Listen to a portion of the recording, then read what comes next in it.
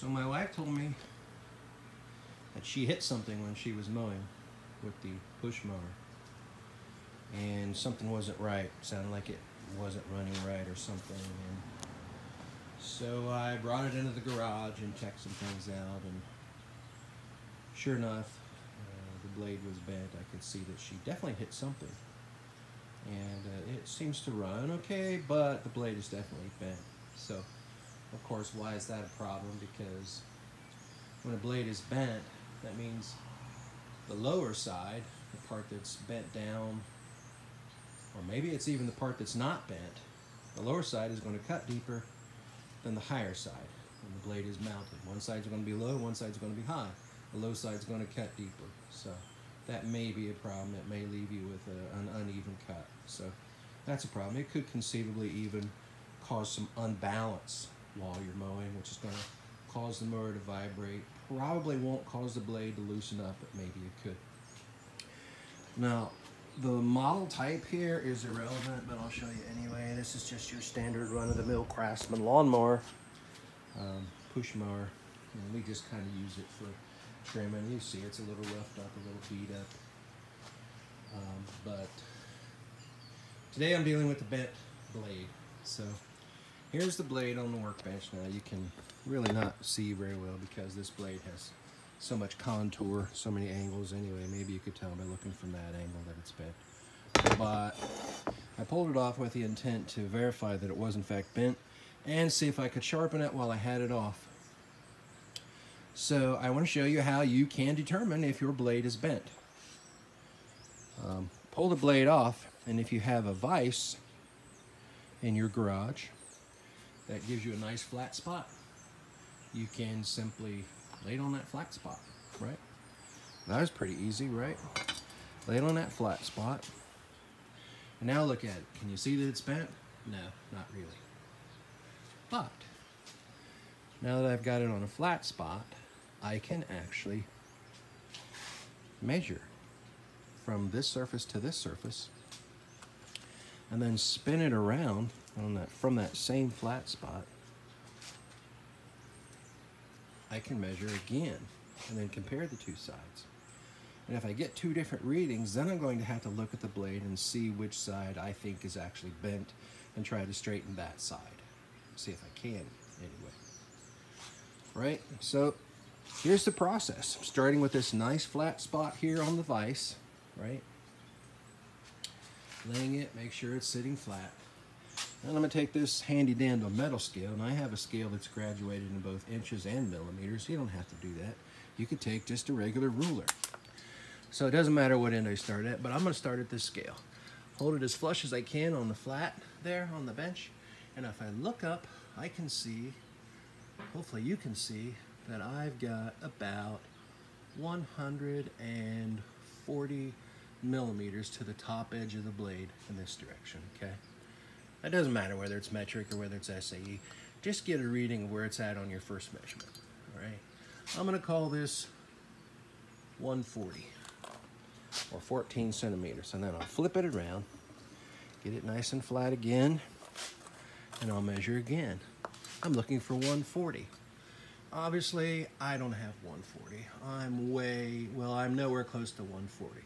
So what is that telling me? Well, if this part of the blade is being held flat right now, and if I can assume that this part of the blade isn't bent out of normal, then I'm going to believe that this end of the blade is where the deviation is. So I'm going to attempt to put this in my vise and bend it back. Fortunately for me, most of these blades that you have on your standard push mowers or even your riding mowers, they've gotten so lightweight with the metal that they bend pretty easily, but that's good in that you can also bend them back.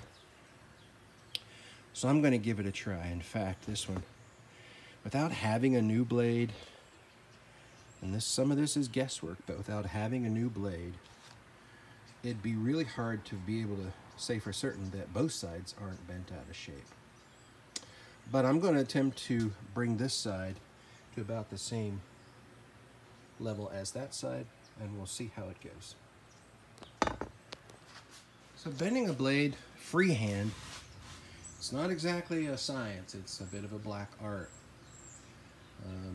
I don't expect it to be perfect, although I'd like to get it to within, say, 1/8 or 1/16 of an inch, as verified by the way I measured it a moment ago. So I'm going to go ahead and put this in my vise. Doesn't have to be tight, it just has to keep it from moving around while I'm putting pressure on it. And remembering that it is a lawnmower blade and that it could potentially have some pretty sharp edges on it, I'm going to be pretty careful that I don't cut myself in the block.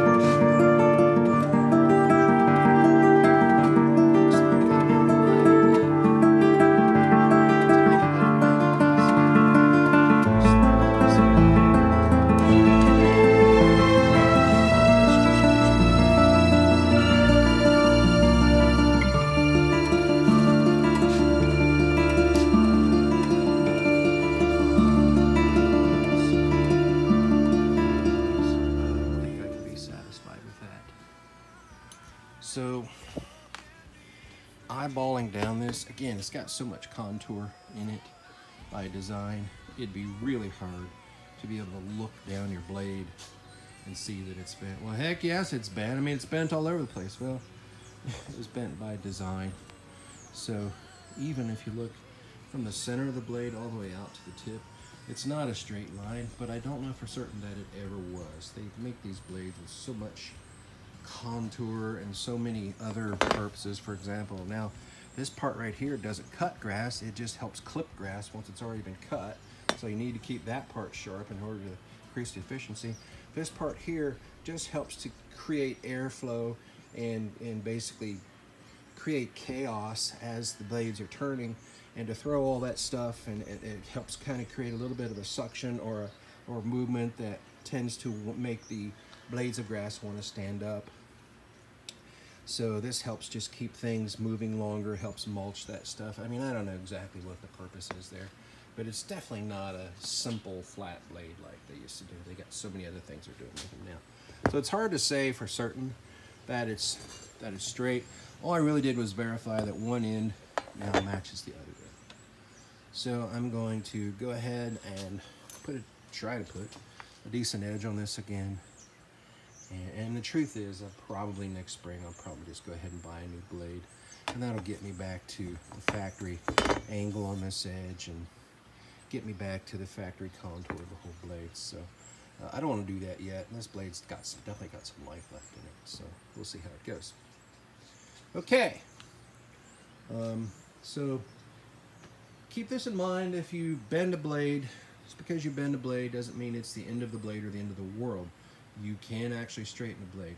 If you have a vise, it's a little easier. If you've got a vise that has a flat edge, a flat surface for you to lay your blade on, where you could take some measurements this way, or maybe you can come up with another ingenious way to verify that the contour on the one half matches the contour on the other half. If you don't have a vise or solid surface like this where you can actually, guess what? You could do the same thing with a pop can.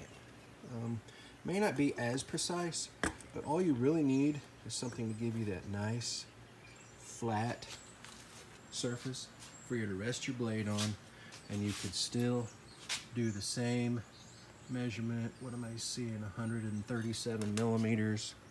Spin it around this way. And about 136 millimeters. So you can do the same thing with any flat surface. You don't necessarily have to have a vise. If you have to bend the blade, you're going to have to secure it somehow. If you don't have a vise, that's going to be difficult. And maybe you come up with a creative and safe way to be able to hold onto your blade while you're bending it. And the most important thing, obviously, nothing is worth getting hurt, missing work, having to go to the ER. So whatever you do, use good judgment and do so carefully, right? Blades are relatively cheap when you compare them to the cost of downtime or missing body parts. So just remember that. It just isn't worth it. So I went ahead, put an edge on my blade. Looks better than it was before. By the way, there's plenty of blade sharpening videos available on YouTube. I don't really want to debate what the best methodology is. I know there are ways you can do it wrong, so if you're going to sharpen your own blades, read up on it so to make sure you do it right. But now that I got a bit of an edge on it, it's a little easier to see and measure. So I do it this way, and I'm seeing right at 140 millimeters. Spin it around, keep it nice and flat. And I'm seeing, goodness, right at 139 and maybe just a smidge over. So less than a millimeter difference from one side to the other. Am I satisfied with that? Yes, I am. So before I reinstall it on the mower, two things. Firstly, remember that regardless of the mower type, I don't care if it's push mower, the riding mower, whatever, when you reinstall these blades, you can sometimes install them upside down. So this will be true no matter what mower it is, okay?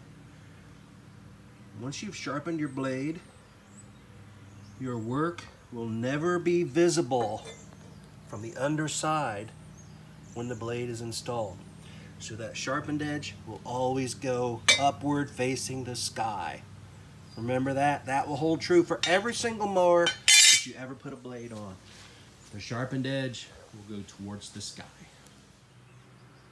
Okay. As always, I welcome your constructive comments. If I think you've got good information to support me, then I'll try to find ways to implement it in this video or in the next. So thanks for watching.